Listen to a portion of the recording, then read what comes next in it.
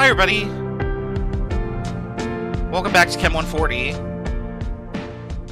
Today we are going to finish up Unit 7 and do as much of Unit 8 as we can. Probably all of it, because Unit 8's real short. I apologize for the delay. I started making lunch, and then I made more lunch, and then I made more lunch. I just kept throwing things in the pan, and was like, oh wow, it's 2:15. I should eat. So I quickly scarfed that down. Sat at my computer at like 2:25, and I was like, normally I start at this point. So I apologize for the delay. I was hungry. Let's see, agenda items. So last call for quiz number 3 is tonight. After tonight, I'm going to open that up so you can review the questions for the midterm, which is on Friday. I'm also going to post quiz number 4 after today, because we will probably be done with all the content for quiz number 4, which is Unit 7 and 8. Quiz number 4 is special because since it's so close to being like before an exam, I just leave it open. So you can take the quiz, and then, unlike the other ones where I have to manually release the answers, this one will just automatically show you the answers after your attempt. You still get to attempt, so I'm not going to bother going in to edit that. So you'll take the quiz, you'll immediately get a score and all the answers. What might not happen is your grade might not appear in the grade book, because for that I have to hit a specific button. But you'll be able to see your score in the quiz itself. It just will show up in the grade book as this is still being graded by the instructor. And it'll stay like that until the quiz closes, and then I hit the button and it releases everyone's scores at once. Otherwise, I have to hit said button 50 times, once for each person, and I'm not going to do that. So that's that. And then lab worksheet number 2 is due Wednesday. Last call is Thursday.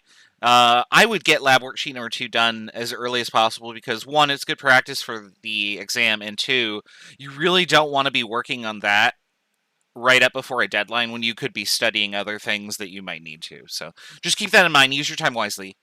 And get everything in by the deadlines. Okay. We left off yesterday talking about isotopes, and then I threw up the screen about isobars. Remember that isotopes have the same atomic number, so same Z, but different masses, different A. And then isobars just weigh the same thing. So they have the same A, but different Z. So on this slide right here, oops, I'm not clicked on the PowerPoint, so it's not doing anything. I'm going to give you 3 atoms, and what I want you to do is write the isotopic notation symbol based on the descriptions of atom X and atom Y. Now, X and Y may or may not be the same atom. So X and Y are not symbols. They're just identifiers for this is the first atom and this is the second one. And then tell me if that pair of atoms is an isotope, an isobar, or iso-nothing. So go ahead and do that. And don't be nervous about exam number 1, because if you've been doing good on the quizzes, you'll do fine on the exam. It's similar questions. I don't like reinvent the wheel for exam number 1. You're going to see a bunch of questions that are real similar to things you've done. So if you did it right the first time, you could do it right again. All right, go ahead and answer these. Type them in the chat best you can. I will number them with the pen here. So let's see here. Oops. Well, I will number them. There we go. And you just type your answers whenever you got them. Okay, see you in a bit.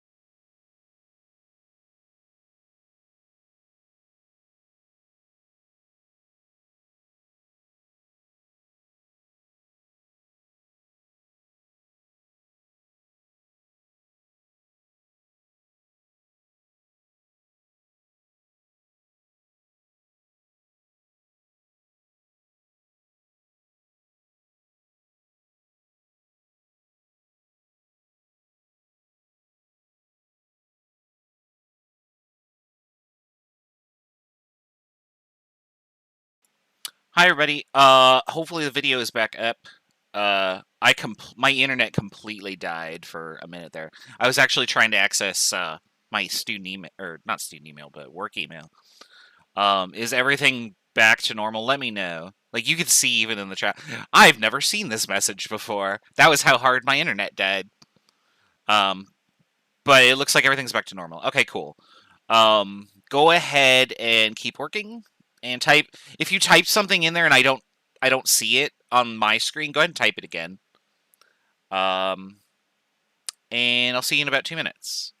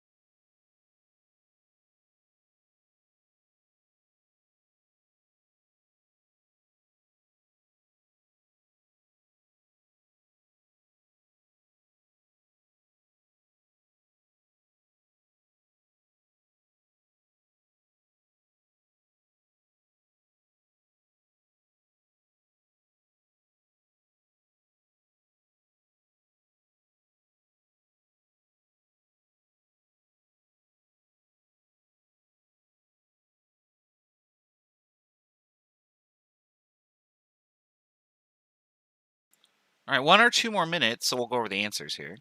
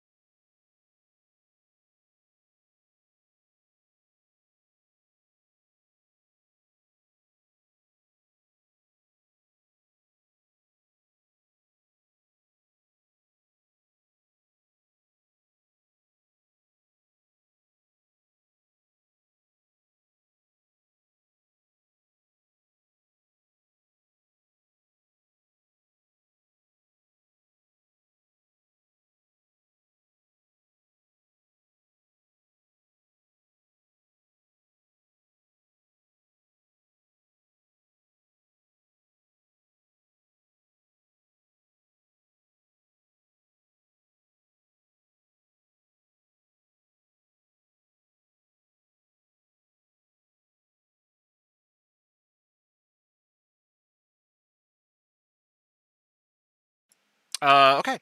All right, so let's look at these. So number 1, for atom X, we have 3 protons and 5 neutrons. So if I look at the periodic table for what has the atomic number 3, you should have found lithium. And if I have 5 neutrons, then my mass number is protons plus neutrons, so that'd be this. So this is atom A. Atom Y is 4 protons, so we'll look up its symbol, which is beryllium. And 4 neutrons, so 4 plus 4 is 8. All right, so what's the same? Their mass is the same, so these are isobars. They have the same mass. It would be very difficult to differentiate them by weight, but it's trivial to differentiate them using chemistry. All right, so number 2, carbon. So we know this about carbon. That should be a 6, by the way. With 7 neutrons, so 6 protons, 7 neutrons would be 13. And then a nitrogen atom with 7 neutrons, so 7 plus 7 would be 14. And so these are unique. These are neither. And then sodium-23, so that's just this. And sodium-24, which is that. These are isotopes. These we cannot distinguish chemically, but we can differentiate them by weight, because they weigh different amounts.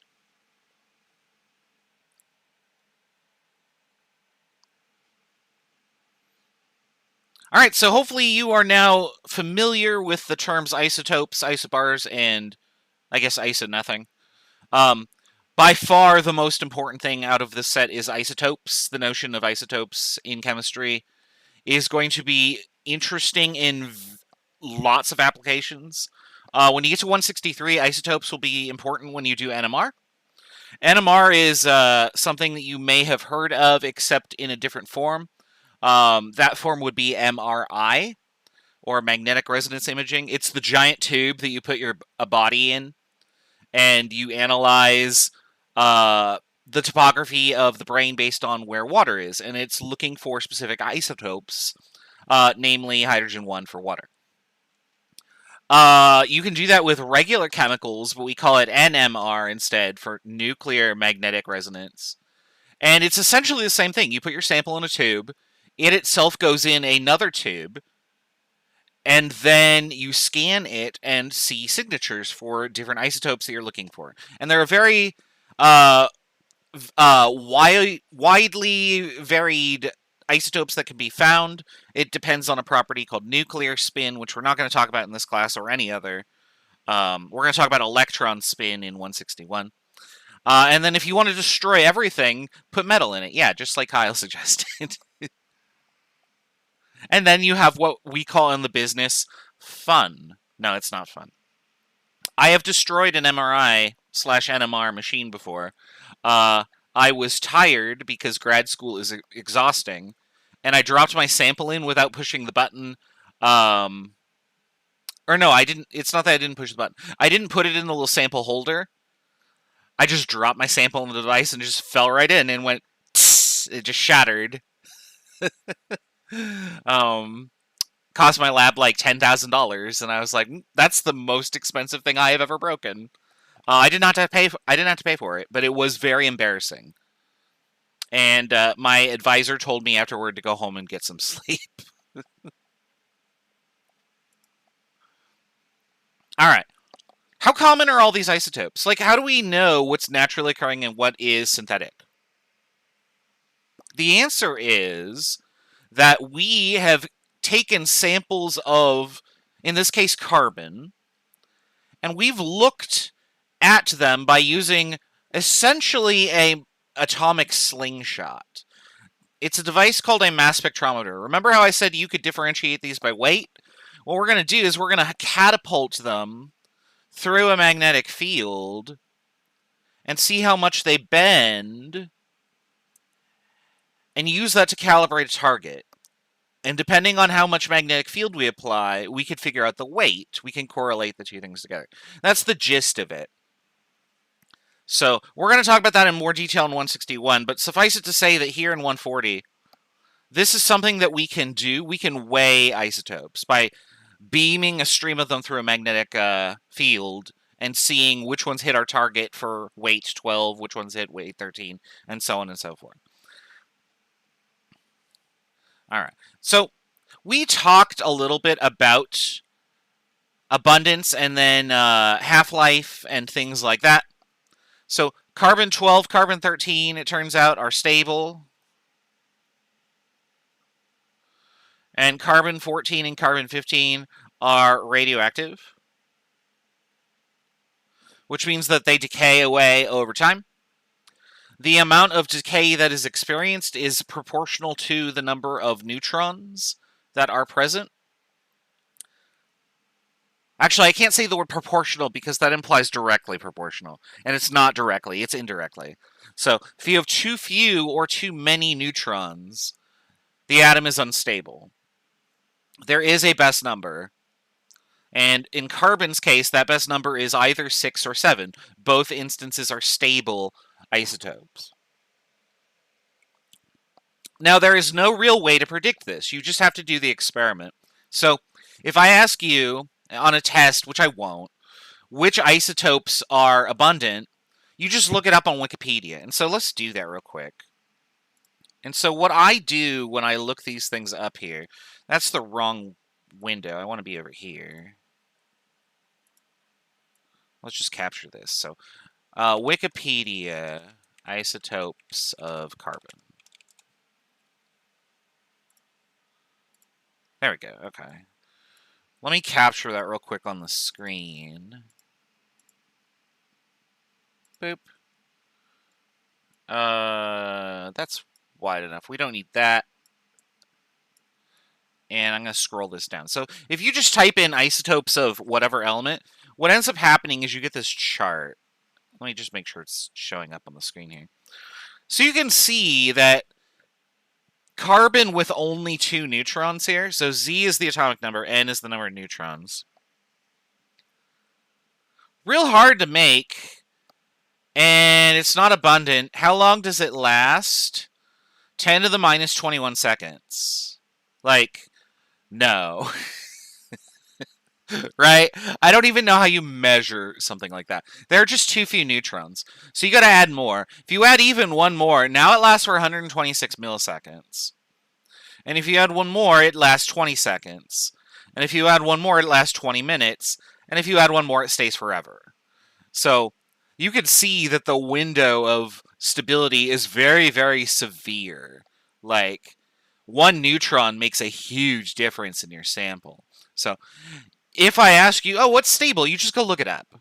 And so we have determined that these are the 2 stable ones. And then this one sticks around for a long enough time that it's useful to us.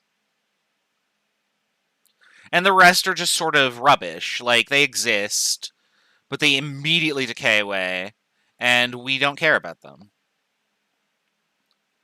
So what happens to the atom after its lifespan? That's a really good question, and you can actually answer that on this page.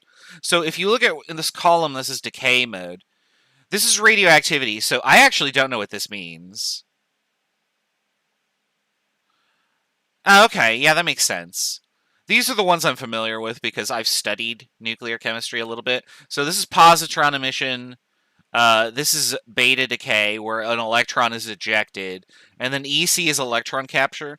So basically what's happening is when the atom ceases to be carbon, whatever isotope it is, it does one of these things.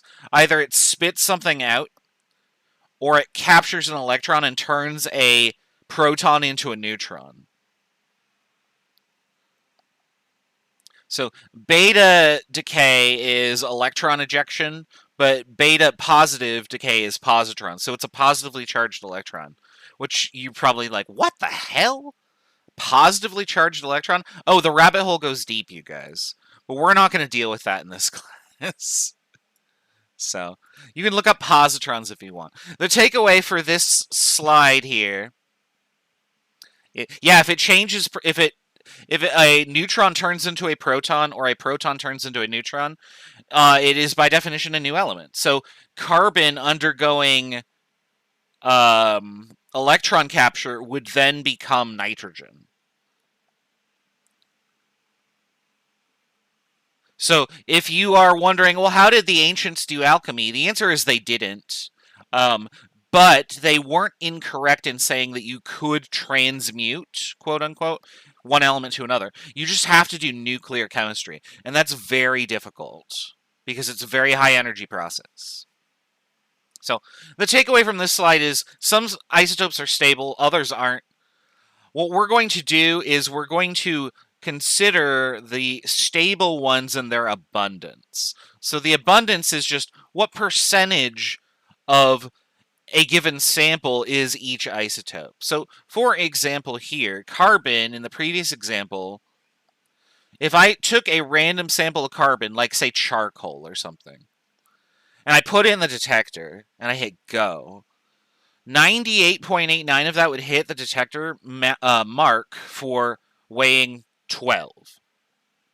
So we would know that 98.89% of my carbon sample is carbon 12. And it turns out that no matter where I get the carbon from, I get the same ratio because the proportions across the planet are more or less to this number of sig figs. The same. And that's because atoms are super tiny. We'll talk about that in unit like 13 or so. All the carbon in the sample is virtually carbon 12. There's a small percentage, about 1% or so, that's carbon 13, and then there's trace amounts of carbon 14. Like, the detector will see like two atoms out of quintillions or something like that. And the way that we get these high percentages is the more stable it is, the longer the half-life is, the more abundant it will be. Now, in carbon's case, you get two that are stable, and so those are the abundant ones. However, the percentage of what's available is just what it ended up being. Most of the carbon was carbon 12. With other isotopes, you're going to see like a 50-50 split. You're going to see a 75-25 split. You're going to see all sorts of things. And it's just how it ended up being. So there's no real good reason why carbon 12 was preferred over carbon 13 that I know and can explain to you. There may be a reason with regards to like energy. So maybe it's harder to make carbon 13 because you've got to add an extra neutron. And when neutrons aren't abundant, carbon 12 is just what comes out. That would be my guess, is, oh, this is easier because it requires less parts. But that's not universally true, so. And again, how long a half-life is or how long things last is unique to every isotope. You have to look it up. You have to do the experiment, so. We can't predict that easily in this class. Now, when we deal with the mass of an atom, working in grams is kind of obnoxious. And the reason for that is because atoms are extremely small, right? A carbon-12 atom weighs this, about 2 times 10 to the minus 23 grams. That's insanely tiny, and I don't want to deal with that. And also, because I have so many atoms, I would need all these sig figs, right? If you're working with trillions of atoms, that little deficit is going to add up when you are looking at hundreds of thousands of them at a time. So we need as many digits as we can to get an accurate mass. Or you know what we could do? We could just say, well, screw it. We're going to make up our own unit of mass to make it easy on us. So here are the masses in grams of the three components. And you'll notice that for my proton and neutron... Oops, I didn't mean to click there. My proton and neutron are on the order of 10 to the minus 24 compared to my atom, which is 10 to the minus 23. That checks out because there's about 6 of each of those things in there, right? Ooh, excuse me, hiccuping. Now, you'll also notice that electrons are extremely tiny, relatively speaking, right? These are all on the order of 10 to the minus 24, just to keep them proportional to each other. A proton and a neutron are virtually the same mass to 3 sig figs. To the 4th sig fig, they're a little different. So what we're going to do is we're just going to say, I'm going to round these to... I meant to circle only 2 there. There we go. Let me just red that guy out. we're going to just round these to 2 sig figs. So I'm going to say that an electron weighs 0, and a proton and a neutron weigh 1. And the unit that we're going to call that is the atomic mass unit, or AMU. And so instead of dealing with grams, we're going to deal with AMU. I'm going to say, okay, electrons weigh 0 because they're so light. You'd need thousands of them to even make a difference. A proton weighs 1 because close enough. And a neutron weighs 1, so close enough. We're going to deal with those other sig figs in 161, but for now, this is good enough. So you now know the mass of any atom in AMU, and it turns out it's just going to be its mass number, right? So I'm going to say approximately equal to A. To the ones place, anyway, that's good enough. So if I ask you how much does a carbon atom weigh, or a carbon-12 atom weigh, you would say 12 AMU, approximately. How much does carbon-13 weigh? 13 AMU, approximately. Now, in order to weigh stuff, we had to choose a standard. The standard that we chose is that carbon-12 weighs exactly 12 AMU. This is our standard. This is not a measurement, which means that the number of sig figs in this is infinite. It's our definition. Now, if I have a scale and I can put a mark for where 12 is, I can weigh anything relative to that mark and get a mass for it. And so this is the precise device that I'm talking about, the mass spectrometer, which again we'll talk about in 161. But for instance, if I weigh this atom, boron 10, and I determine, oh, it weighs 0.83442 times as much as carbon 12, its mass must be that ratio times 12, or this. And you'll notice, oh, it's boron 10.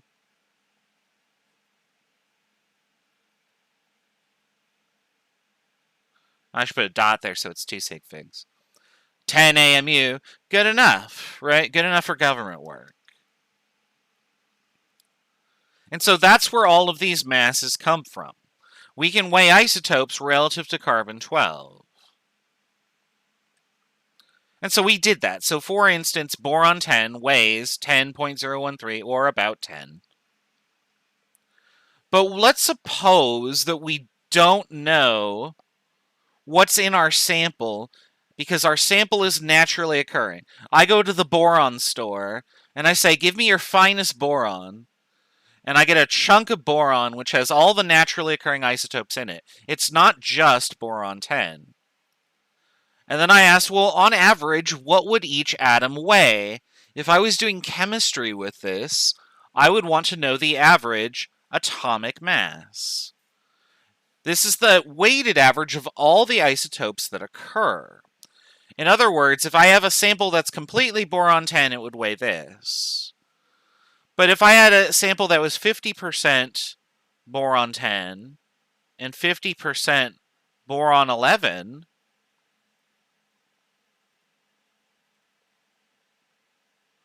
then on average it would weigh 10.5 AMU.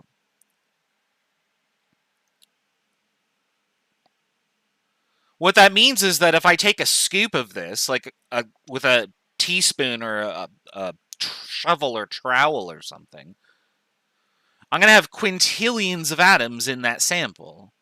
And on average, each of those atoms will weigh 10.5, because half of them are one and half of them are the other. Because atoms are so tiny, these averages actually help us. Because I could say, oh, okay, there are a certain number of AMU per gram. How many grams do I need to weigh out to get this much boron? And we're going to, oh, hi. Sorry, we're going to pay attention to the cat, apparently. I lost my train of thought because cat. Sorry. This is going to come in handy later. We're going to have a conversion from grams to AMU in like Unit 13. But what we're going to do now is we're going to show how to calculate the average for anything using this formula right here. What? What? I'm teaching. Sorry, he's meowing. This isn't Maya, this is Kresnik. I have 2 cats. So I'm going to let you write down that formula, and then we're going to show this on the next slide real quick. So I got to go over here. That was convenient. I didn't actually plan for the formula to just stick around at the top there, but...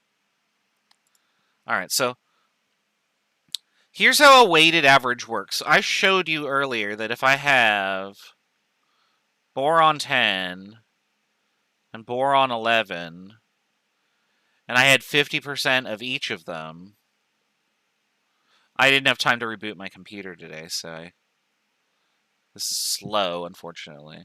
That the average... I don't know what the hell that says. Let's try that again. The average would be 10.5 AMU. How do you do averages? Well, we do them like this. If I want the average between a sample that's half 10 and half 11, I would say, okay, 10 plus 11 divided by 2. That would be how I get the average, right?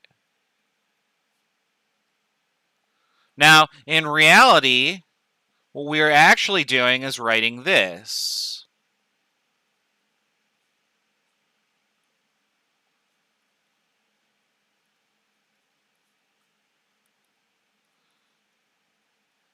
That's the same thing, right?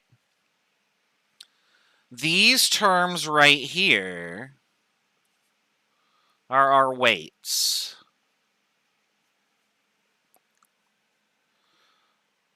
And we've weighted them equally because we're taking the average. But if we don't have an equal amount of them, the average changes, right? So if instead I had 80% boron 10 and only 20% boron 11, then my averages would change like this.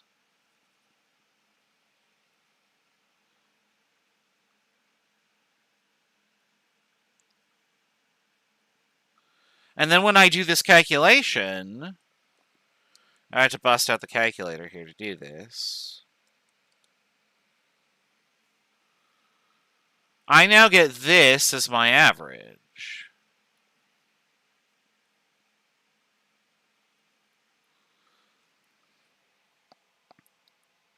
So my average got smaller because there is more of the smaller thing, right? And if I had 100% of boron 10 and 0 boron 11, I get 1.00 times 10 plus 0 times 11, which would just be 10, right? So this is what's called the weighted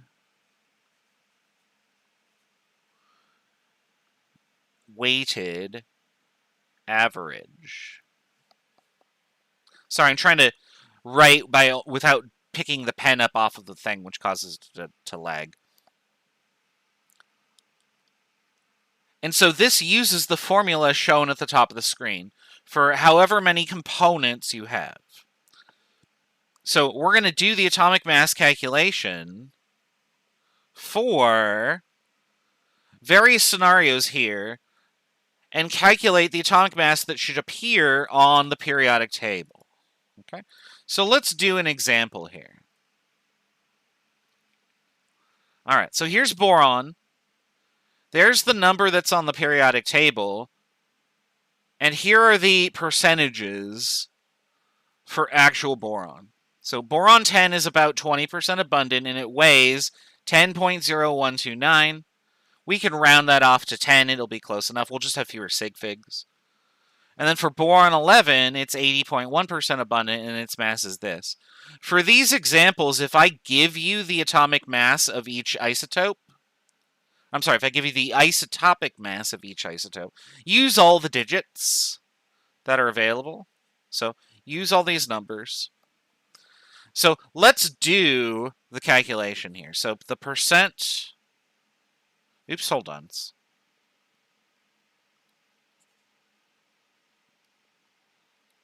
So the atomic mass will equal the percentage of boron 10 times the mass of boron 10 plus the percentage of boron 11 times the mass of boron 11. And then I just plug in the numbers. Remember that when you're entering percents into a formula, you want to express them as a decimal, so you just move the dot over to get rid of the percent unit. And so this would be boron 10, which would be 0.199, times the mass of boron 10, which is 10.0129 AMU, plus 80.1% as a decimal, times 11.0093 AMU. And then we have to be careful about sig figs because we're doing multiplication and then adding the results, right? So I'm going to do 0.199 times 10.0129. And I'm going to write that result to 3 sig figs because this is 3 sig figs right here. And the result that I got was 1.99 AMU. And I'm going to add that to 0.801 times 11.0093. And I'm going to report that to 3 sig figs as well. And I get 8.81.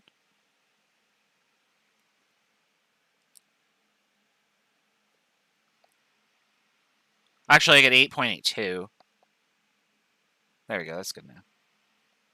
And now what I'm going to do is I'm going to add those together, but I got to do it vertically, right?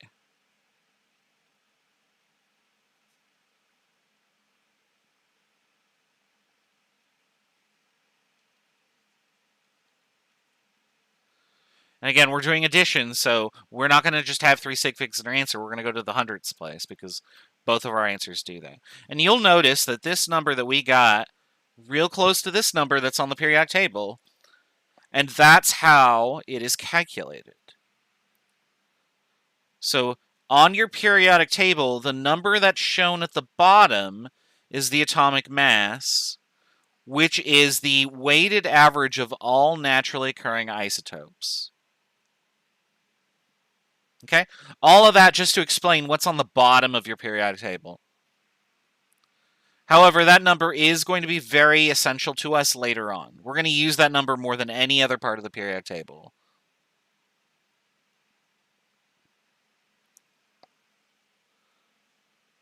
All right, I have to hit clear on the screen so you can pause the video if you need me to, or if you need to.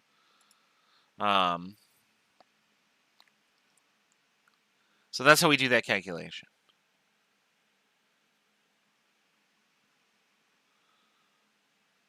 All right.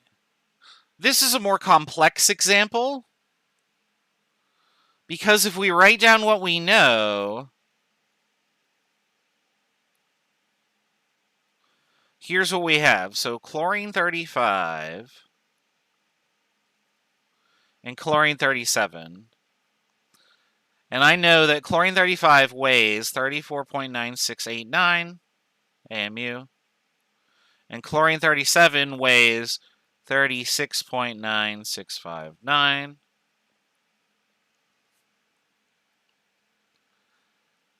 And all I know is that these are the results and that the weighted average totals up to that, 35.453. So I must have some amount of chlorine 35 and some amount of chlorine 37. And I could guess that it's probably more chlorine 35 than 37. But how much? How would I solve for this? Because I don't know what percent of each of these I have.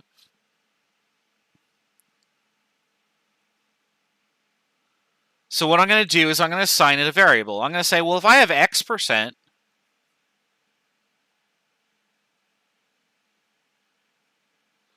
and I have Y percent, I would know that X plus Y percent must equal 100%. Well, as a decimal, 100% is just 1.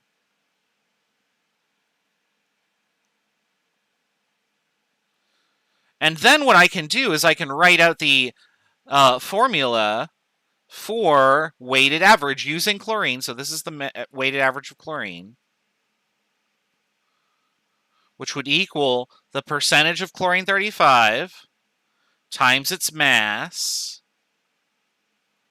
plus the percent of 37 times its mass.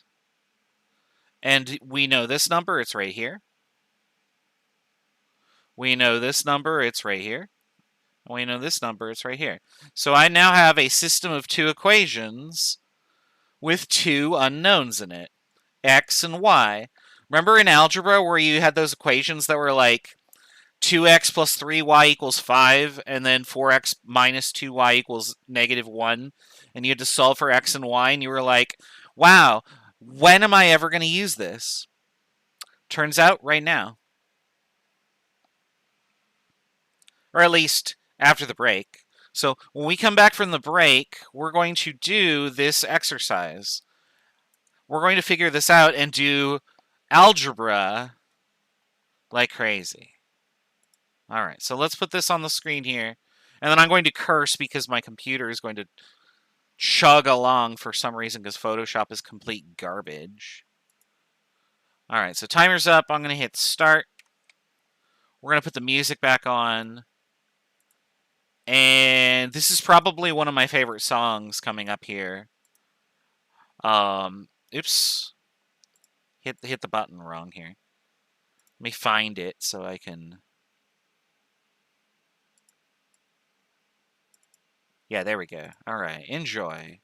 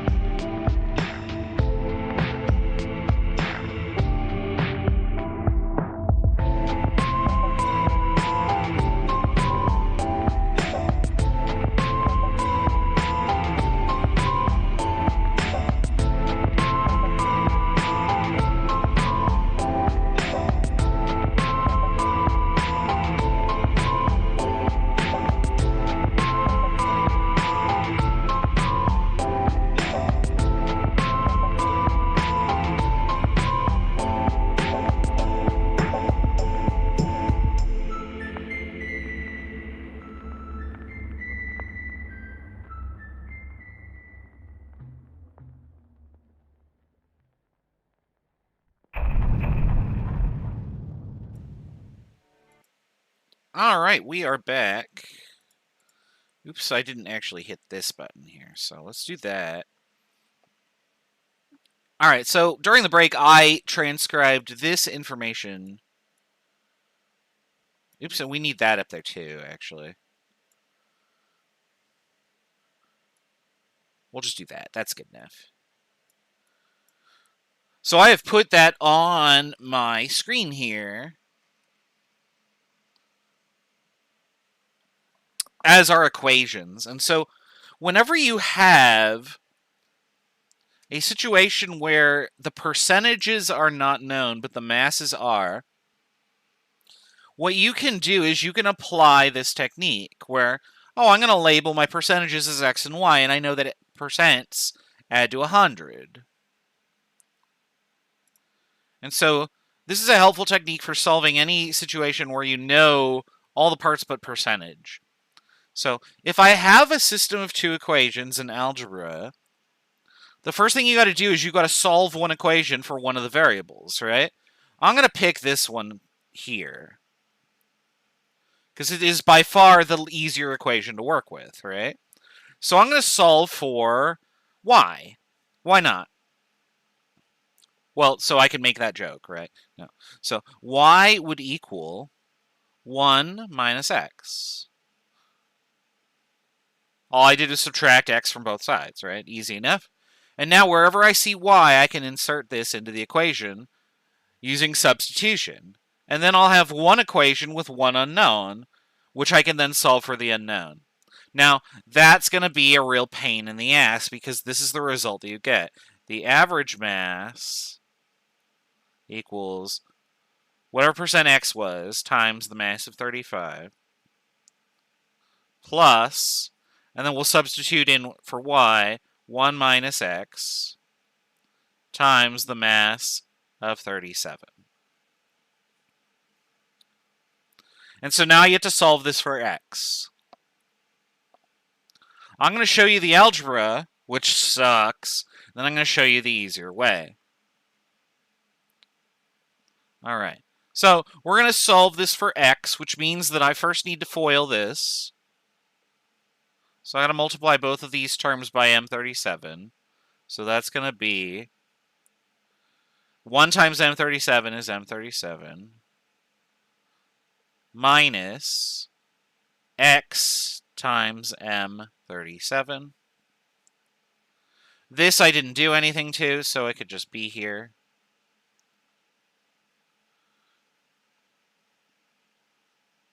This is made even more obnoxious because my pen isn't working correctly. All right. Now I have something plus whatever this difference is. We don't need parentheses when doing that because you can add and subtract in any order, so I'm going to clear them. If I'm solving for x, I got to get all the x's on one side. Well, they're already all on the right, so how about I just get rid of other stuff, right? So I'm going to move this to the other side. So this becomes m average minus m37 equals x times mass 35 minus x times mass of 37. All I'm doing is algebra. And remember, we know all these numbers except x. We just look them up above in the red on the top of your screen there. Now, if I want to get x by itself, I just factor it out, right? So I could write this expression like this, right? X times m35 minus m37. That's the step everyone forgets. At least that was the one I forgot when I was in high school. I always forgot that you could do this step. You could factor things out. Everyone can multiply, but dividing is just like, it seems so weird, right?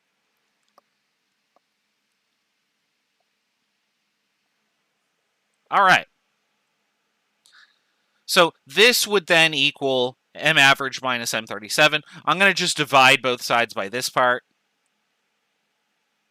And then my result that I end up getting is this.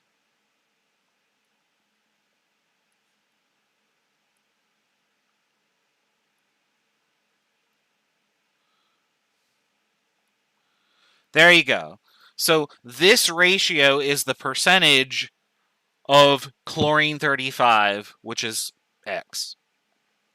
And so now we're going to enter all these numbers. What was the average mass of chlorine? Well, that's off the periodic table, right? And that was 35.453 AMU. Subtract the mass of 37, which is on the screen in red there, 36.9659 divided by, and then we do 35 minus 37. So 35 was 34.9689. And then same number. Now, these don't cancel out. Don't just cancel them out, because that's not how subtraction works, right?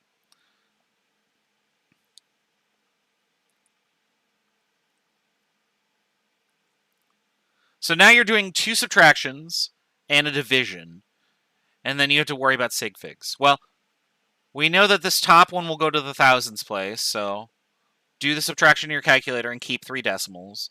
This bottom one will go to the 10,000s place, do the subtraction in your calculator, and keep 4 decimals. So let's do that. You are going to get negative numbers here. Don't worry about the negatives, though, and you'll see why. So I got negative 1.513.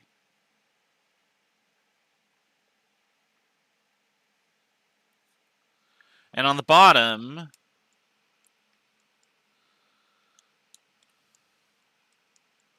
I got negative 1.9970. So my units cancel out, my negatives cancel out. That's why I told you not to worry.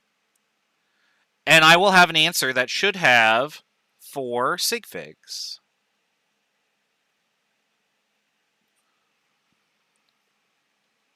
And so when I punch those in my calculator,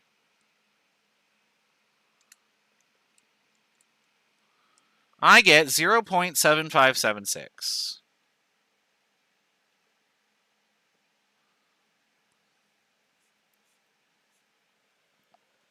Or 75.76%.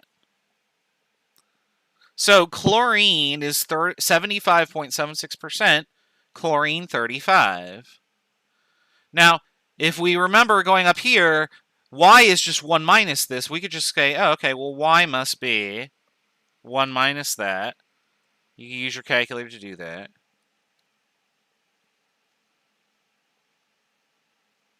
Oops, hold on. And then we just index these with what they are.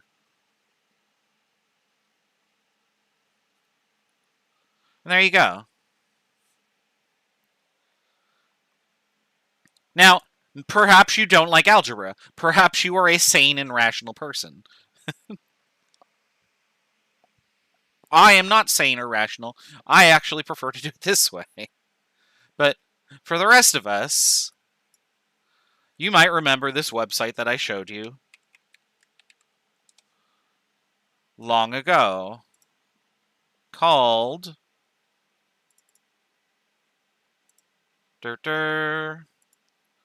Wolfram Alpha. And what we're going to do is we're just going to type the equations in. And we're going to type the equations that we started with. But we're going to fill in all the numbers. So I could probably get these to appear at the bottom here. So there we go. So I'm just going to type these equations in. If I can click on the right thing there. There we go. So M average, that was 35.453. I think it was. Yeah, okay. Equals X times the mass of 35, which was 34.9689, plus Y times 36.9659 So there's our first equation. I'll put a semicolon. X plus y equals 1. Bang. That didn't actually hit enter. Thinking, thinking, thinking. Da da da. And look at that. Those are the numbers that we got, aren't they? So really, it just becomes an issue of, can you get the equation? So we got 75.76 and 24.24. And look at that. Look how little effort it takes to do this on a calculator. So my advice for you guys is, it's an online class. Use the freaking calculator. Don't do the algebra. Like, it's important to know how the algebra works out on, like, a fundamental level. But now that you've seen me do it, you don't ever have to do it again. I don't make you guys divide by long division every time we do division. You use your damn calculator, right? So don't do the algebra. Just do this online, right? What's important is you know how to construct the equation from the numbers. So use Wolfram Alpha and remember how to construct these equations. And again, this is just the weighted average equation set up like this. Okay. So if you have questions about how to solve this, let me know. Because I'm going to have you guys try one of these on your own in just a second here.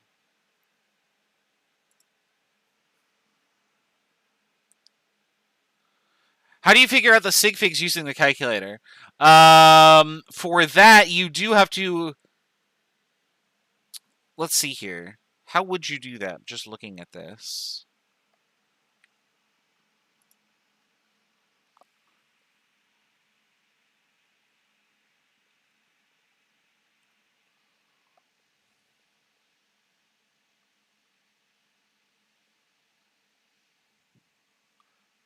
I don't know of a good way to tell you how you would do that. Like, I would know because I've done so many of these. I know which two to look at.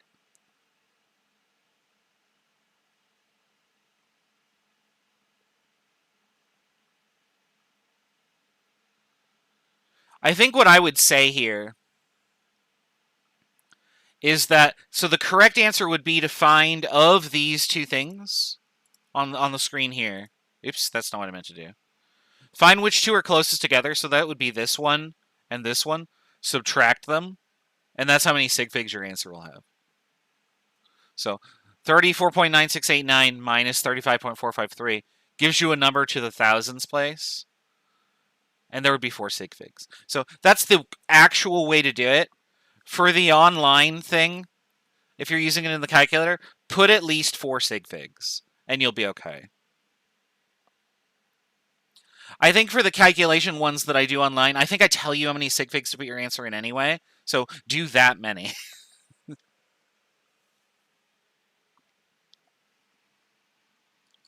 you're right, I forgot about the sig figs there. Like, it wouldn't tell you on the calculator, it just prints out whatever number. Use 4 for this application, and that's probably fine. Because the whole point here is just trying to figure out where these numbers come from. And I kind of don't care as much about the sig figs for this specific problem. Alright, so I have 2 problems on the board here. The first one is the easier type, where you just take the weighted average. And then the second one is a percentage type, where I have a mystery element X that doesn't exist. And here are some random isotopes of it. Alright, so what I want you to do is tell me the atomic mass of silicon based on this calculation, compare it to your periodic table, and then for the second problem, go to Wolfram Alpha and set up the equations and tell me what the percentages are. I'm going to give you about 5 to 10 minutes to do this because this is complicated, and I want you to actually work it out. If you want to work it out by hand, please do. In fact, I would encourage you to. But in reality, when you get to the quiz, I'm just going to expect that you can type it in the calculator, and then that's fine. Okay? I'll see you in a bit. Ask me any questions you need in the chat. I'll be around.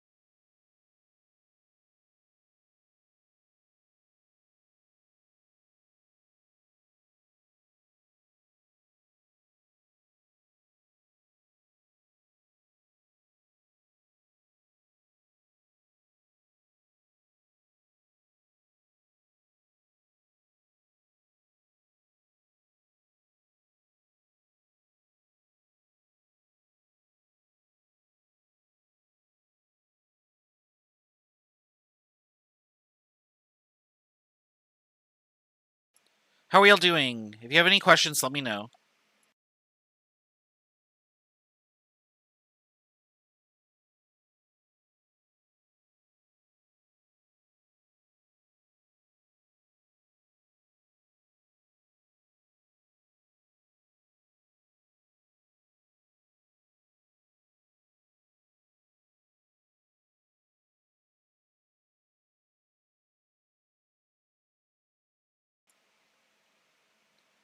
That's also good to know. Yeah, go ahead and take more time. I noticed nobody's put their answer on the screen yet, so...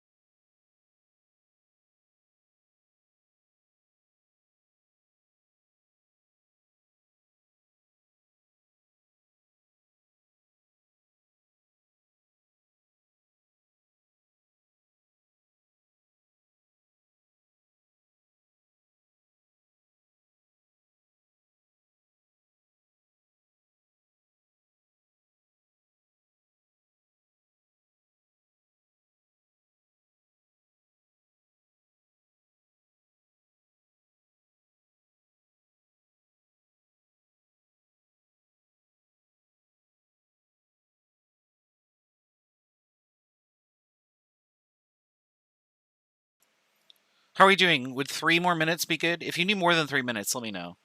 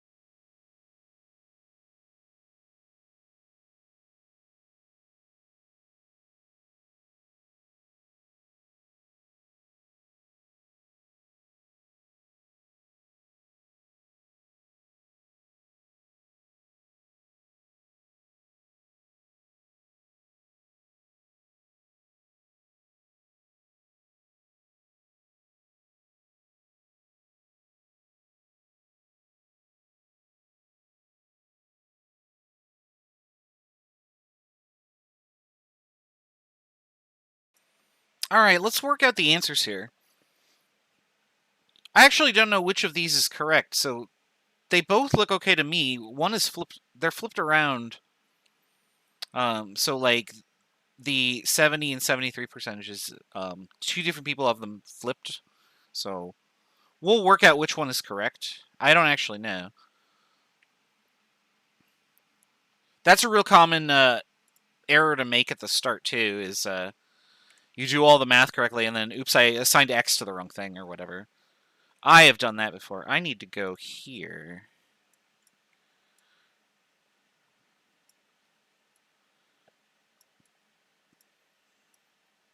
So let me do that so I can make it real big so I can see it. Stylus, there it is. Okay, so the average mass for silicon will be silicon. So we'll do 28. So that's the percent of 28. So 0.9223 times 27.9769 AMU. And then we'll do silicon 29, which is 4% for 6858. Yeah, 6858 times 28.9765.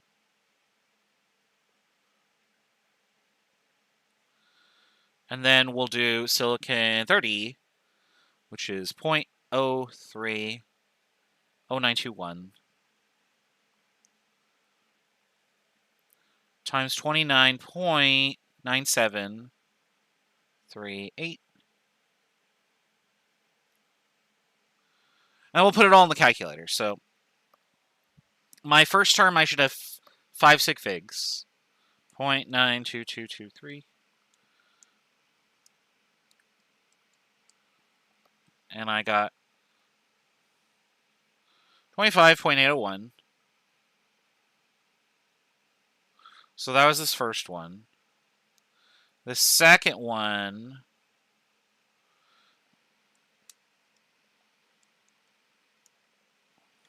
.9765. Oh, oops, hold on. I hit plus instead of times on that one, so there we go. That's better. 1, 2, 3, 4, 5. 3, 5, 7.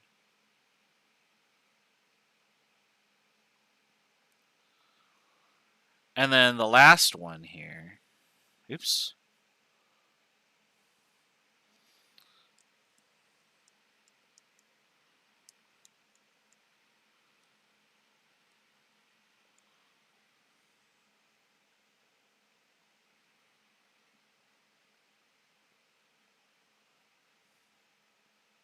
So we have all sorts of crazy sig figs going on here. They're all 5, but they all go to different places. This is the least precise place, so I'm going to go to the thousandths each time. So I'm going to just punch them all in the calculator.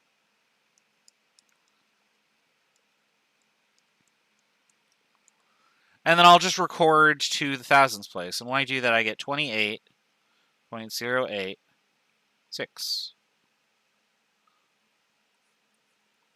And that's the answer I got. And according to the periodic table, if I could find silicon, yeah, there it is. 28.086. That's exactly right. So good job. So we got it. Now for the second one, what I'm going to do is apparently cover everything up real quick. I'm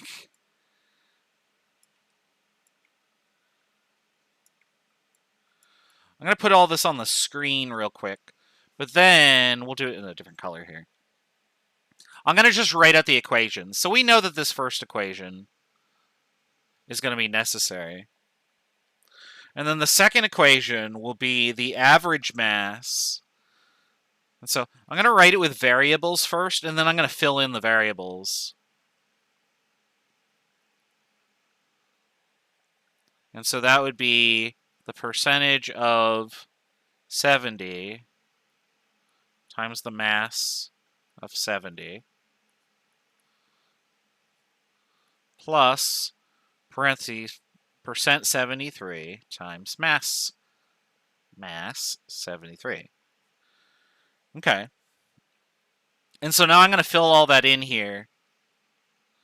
So the average mass was 71.255 AMU equals percent 70, which I'm going to call X, times the mass of 70.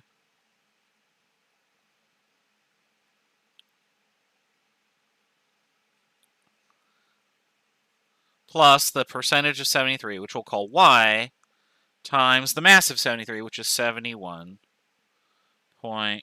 Oops, not 71. Sorry, I'm reading the wrong number. 73,014 AMU. All right. Do I still have Wolfram Alpha open? Let me see.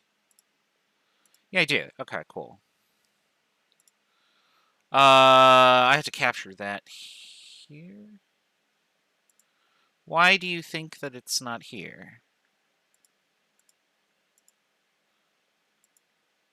Oh, okay, that works too. Let me just get this out of the chat. And then we'll just type that in. So that's the old equation. Ooh, that's not what I want. We do not want to buy Wolfram Alpha. Sorry, let me see if it's still capturing. It is. Okay, so let's type that in.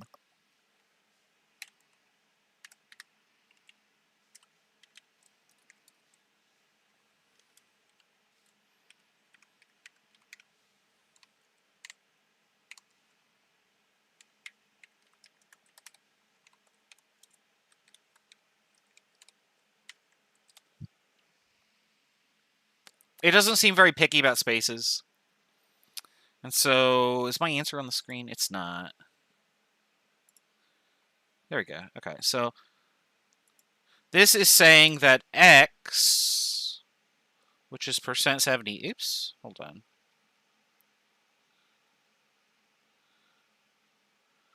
Is 57.18%. And Y is 42.81 or 82%.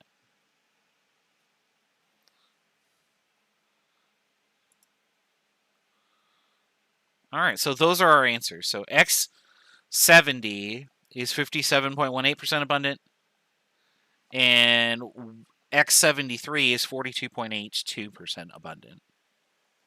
Cool, okay. All right, so good job on those. We now know how to do these. Now, there is one other type of problem that you can see with these, and the only difference is that if you get more than 2 isotopes, then what ends up happening is your equation changes a little bit, but you would set it up the same way. So, for instance, let's suppose I'm going to select all here. Oops. I'm going to select all here. Let's suppose that you had a table that'll look kind of like this. So we'll have mystery isotope X again. So 23. Well, I'll just make up some numbers. We've done 2, but what if you have more than 2?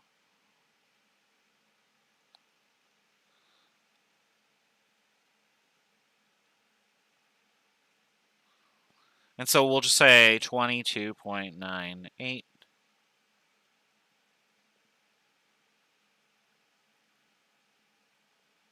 I'm just making up some masses here.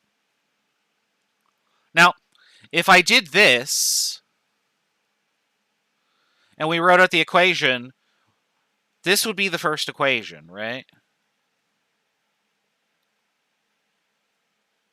Because all of those percents have to add up to 100. But if I then wrote out the average equation, I would have 3 unknowns in 2 equations, and you cannot solve that, right? So in order for you to have one of these types of equations, I have to give you one of the percentages. So maybe I gave you this percentage. Oops, that's not percentage, that's a decimal. And so now you would say, oh, okay, well, I know what this is now. Now you again have two equations and two unknowns. So fill in the numbers that are given to you, and you will always have a setup where there are two equations with two unknowns. One of the equations will be the average mass equation, and the other one will just be all the percents equal 1 when added together. Okay? So if you have 3 isotopes or 50 isotopes or whatever, I have to give you all of the information so that only 2 of the percentages are missing. So I believe there are some worksheet problems that deal with this. So if you're doing the worksheet and you're like, oh man, we never did 3, this is how you do that. Okay, so you just fill in the information that you do have. You will always end up with a system of 2 equations with only 2 unknowns once all the other information is in there. And then you just go to Wolfram Alpha and you do what we did before. It's just a longer equation. Okay, we're not going to do any examples of that because we don't really have time for it. I only have about 20 minutes to go over Unit 8. We're going to have to do a little bit of Unit 8 on Wednesday, but that's okay. That's what Wednesday is for. And we'll have plenty of time for the review on Wednesday. All right, so let's turn this on because we're going to get the dancing orc. And I see there's a question. Will this question be on the quiz or exam? I actually don't know if there's a 3 or more isotopes on the exam or the quiz. I'm not sure, but you're just typing it into Wolfram Alpha anyway, so I could give you any number and you should be able to do it. And there are exercises in the workbook to show that. I believe that they are all 2. I'll look later tonight. Remind me by typing it in the Discord. And I'll go look and I'll answer that. All right, so that's Unit 7. Hooray.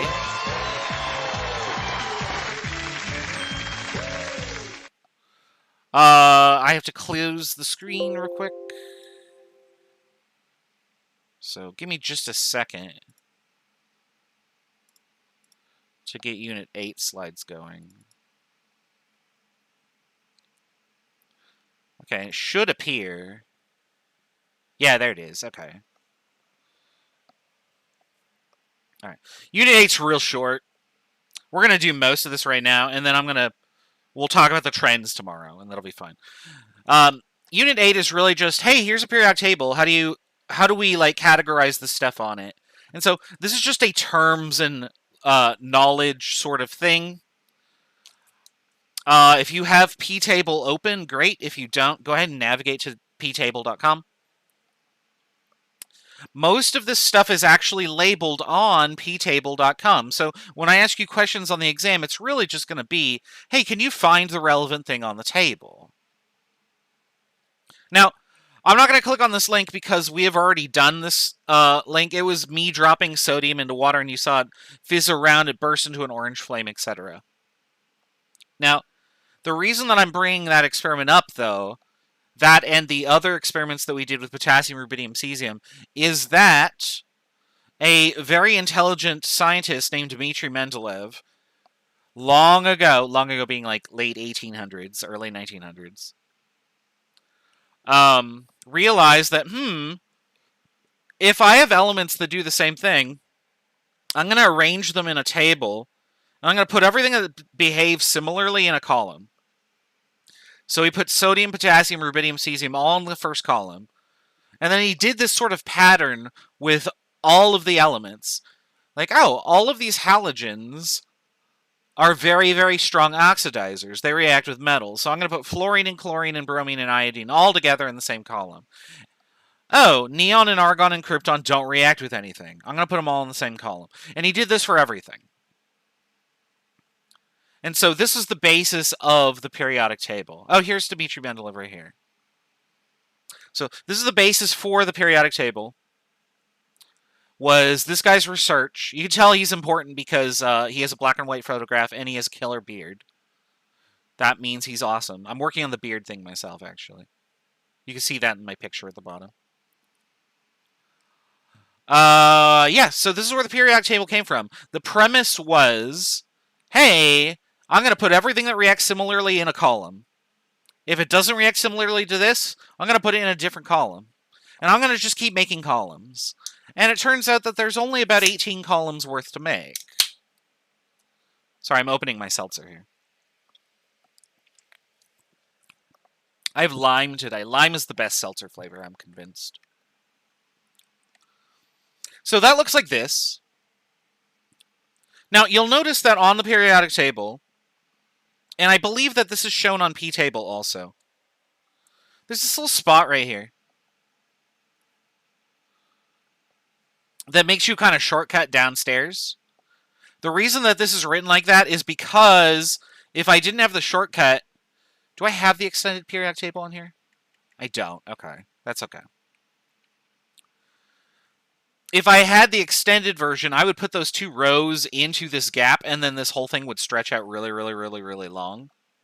That's too big to mount on posters and put in college classrooms.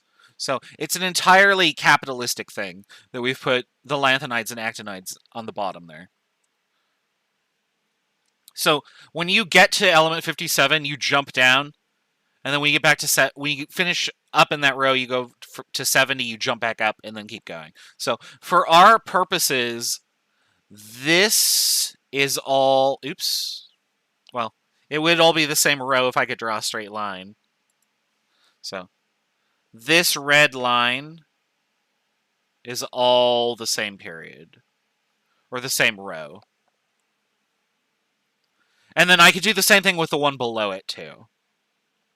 You'll notice that mine is missing some elements because I took this picture from the internet in like 2010 or 2011, and I've just kept using this slide.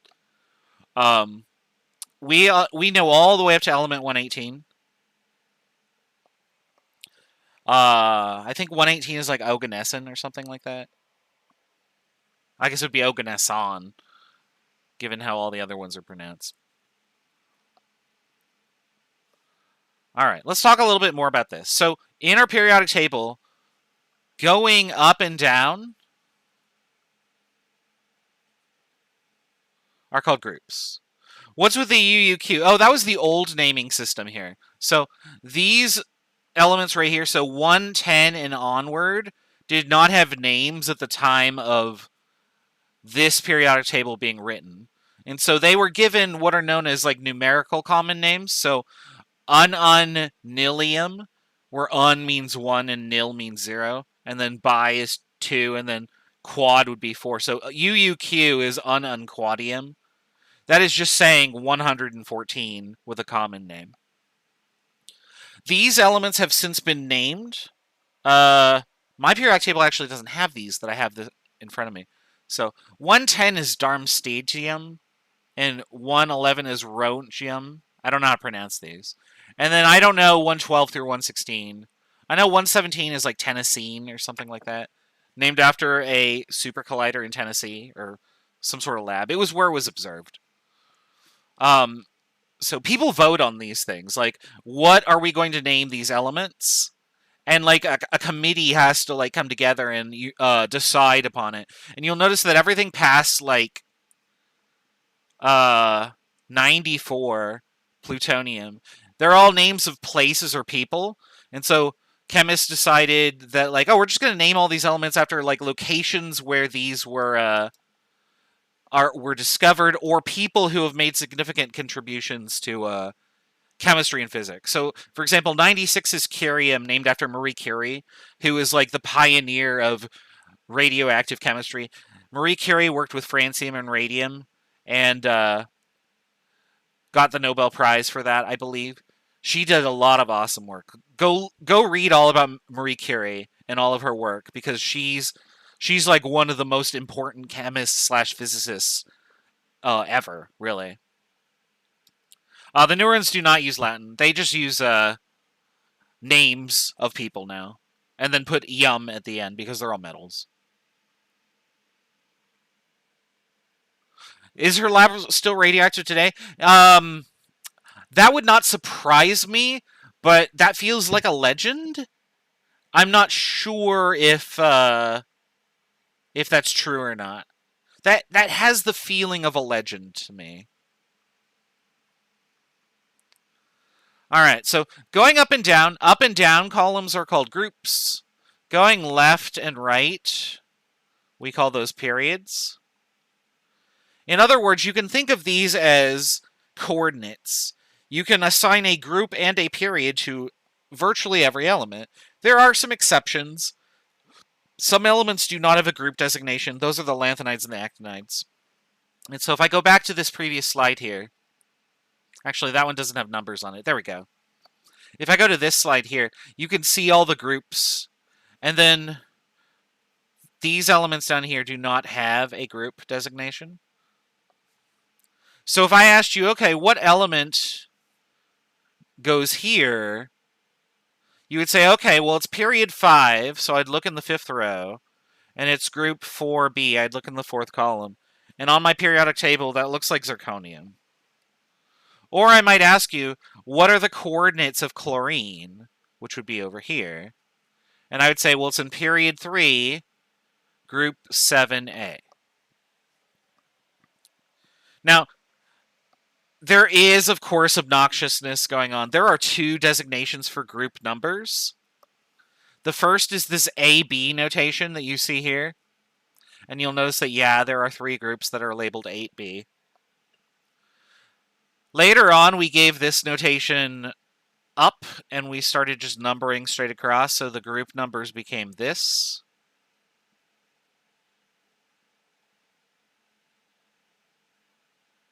And you'll notice that the 1s digit matches up with the original. Oops, I don't know why that happened. The 1s digit matches up with the group designation. So if you have a periodic table or you're using p-table and it shows just 1 through 18, that is the common IUPAC notation that is used today. And so your task is just going to be figure out what period an element is and what group it's in. So I'm going to give you an element, and you'll have to type that in. In general, I believe you can type either designation for group. So if you type 7 capital A, or 7 capital B, or 4 capital B, or whatever, Canvas will accept that. Or you can just type the 1-digit or 2-digit number. So you can type 10, or 2, or whatever.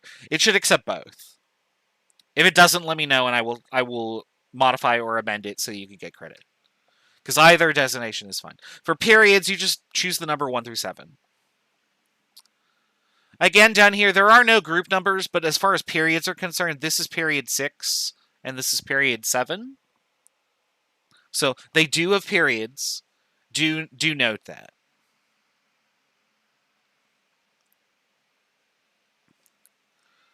All right.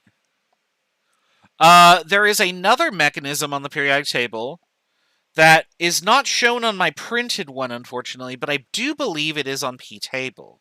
And I do want to look this up real quick.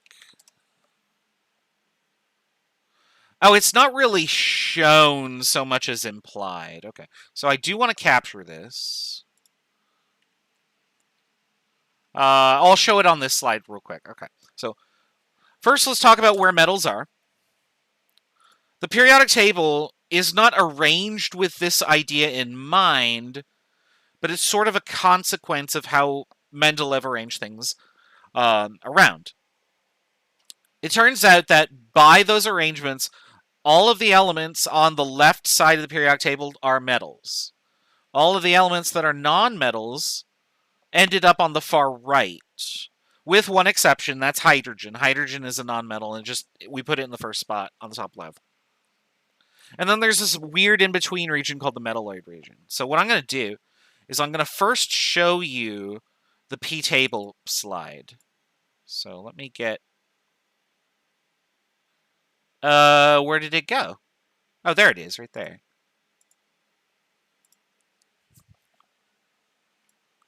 All right, so we'll just get the periodic table.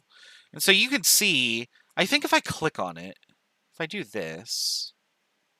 Well, I don't want information about the metalloids. I just want to highlight them. I gotta do it this way. Okay, there we go. So if I do this, and I highlight the metalloids, what you can kind of see is that they make a sort of staircase, right? It kind of goes diagonally down and to the right, over the towards Oganesson. Now what I'm going to do is I'm going to clear that off the screen, and I'm going to show you this slide. And you're going to see that I have this really bold line here. Maybe red's not the best color. Let's do purple. That'll work. Yeah, that's okay.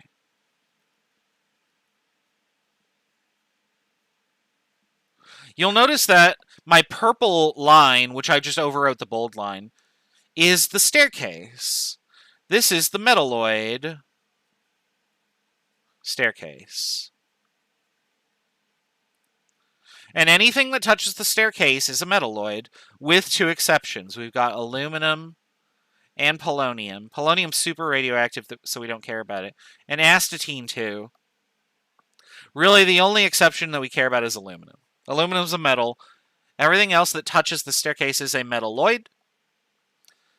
And then from the staircase, anything to the left is metal. Anything on the right, non-metal. And then hydrogen is sort of the weird exception here. We categorize hydrogen as a non-metal. Although this table doesn't on my screen. And that is actually a flaw of this table. Where did my OBS go? Oh, I moved it. That's why I lost the thing there. All right. So your task is going to be, and we're out of time for today. I think the next page is examples. Oh, it's just defining metals. When we come back on Wednesday, we're going to do the rest of these slides. There's like 5 of them. It's not going to take that long. And then we'll do our Q&A. We're going to define groups and periods in metal or non-metal notation. I'm just going to give you an element, and you're going to tell me, oh, it's in group whatever, and it's in period whatever, and it is a metal, and so on and so forth. So that's your task. So I'm going to call it there. We'll put the title card up. So what I'm going to do, I'm going to put quiz number 4 up, and I'm going to post a due date. The due date is after the exam. However, I'm going to leave the answers open, so when you take the quiz, you'll immediately get all the answers after you're done. You can then take the quiz again if you want to. So scores are going to be high on this quiz, but it's not a difficult quiz anyway, so whatever. But the intent is for you to study from that. Remember, you can look at your quiz answers because I've released them. I'm going to release quiz 3's answers tonight after midnight so that those are available. And yeah, that's pretty much it. So tomorrow's Wednesday session will be just finishing this up so that we have all the content covered.